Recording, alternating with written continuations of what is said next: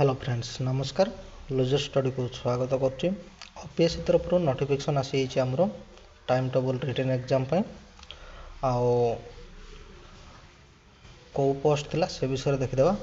देखंतु फाइनेंस आउ accountant officer रो notification एटा written exam आमर जो रिटन एग्जाम हम 19 जनवरी 2025 हम रविवार दिन कटक जोन रे आमर एग्जाम सेंटर कराई आटा 2023-24 वैकेंसी थिला है।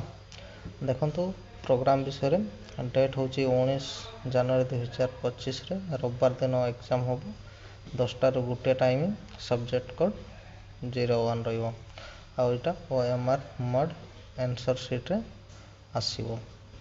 क्वेश्चन क्लियर हो गला तो एबे देखिदेवा नोटिफिकेशन विषय